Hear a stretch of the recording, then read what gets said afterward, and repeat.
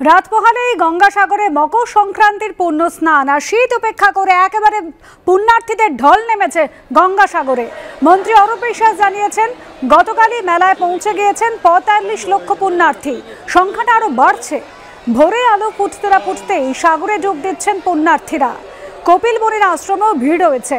নিরাপত্তার চাদরে একেবারে মুড়ে ফেলা হয়েছে মেলা চত্বর এবং আশেপাশের এলাকা। একাধিক পুলিশ ক্যাম্প তৈরি করা হয়েছে। আকাশপথ এবং জলপথে নজরদারি চলছে। উপকূলরক্ষী বাহিনী, এনডিআরএফ, সিভিল ডিফেন্স ছাড়াও প্রস্তুত রয়েছে ভারতীয় নৌবাহিনী। ড্রোন ওড়ানোর পাশাপাশি স্পিডবোট এবং হভারক্রাফটে চড়ে টহল দিচ্ছে পুলিশ এবং নৌসেনারা।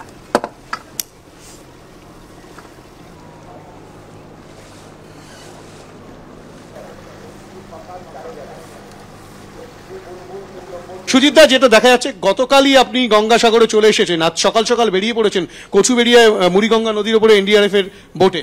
কি পরিস্থিতি রয়েছে এবং কি করছেন মূলত? আমি গতকালই এসেছি, প্রথমে সাগরে, তারপরে রাত্রিবেলা কচুবেড়িয়াতে ছিলাম, মানে পুরো জায়গা দেখলাম।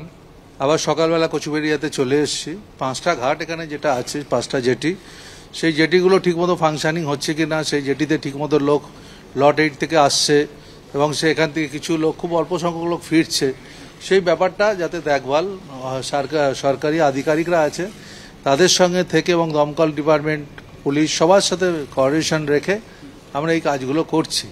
আমরা মনে করি যারা আমাদের রাজ্যের মাননীয় মুখ্যমন্ত্রী, তিনি সব রকমই ব্যবস্থা সব কিছু করেছেন এবং আমাদের দায়িত্ব হচ্ছে যে লোকগুলো এখানে আসছে তাদেরকে ঠিকমতো তারা যাতে আসতে পারে এবং তারা যাতে ঠিকমতো ফিরে যেতে পারে, এবং সেই কাজটাই আমাদের দেখভালের দায়িত্ব। আমি ছাড়া আরও রাজ্যের অনেক মন্ত্রী এখানে এসছেন, তারাও তাদের নিজ স্বক্ষেত্রে তারা দেখছেন সবকিছু।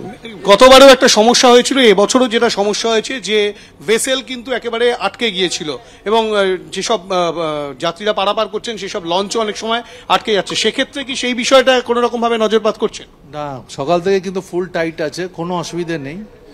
দেখুন, জল যদি লো টাইট হয় তখনই একটু প্রবলেম আসে, কিন্তু ফুল টাইট থাকলে কোনো প্রবলেম নেই। গতবার যেটা হয়েছিল আপনারা জানেন, ফেরার পথে কচুবেড়িয়ায় লো টাইট ছিল, বড় একটা বার্জ ছিল, কিন্তু সেটা আমরা ওভারকাম করে দিয়েছিলাম। তার কারণ ওইগুলো ওভারকাম হয়ে যায়। শোনেন, কিছু জলের ব্যাপার আছে, কিছু কিছু জায়গায় মানে জোয়ার ভাটার ওপর ব্যাপার থাকে।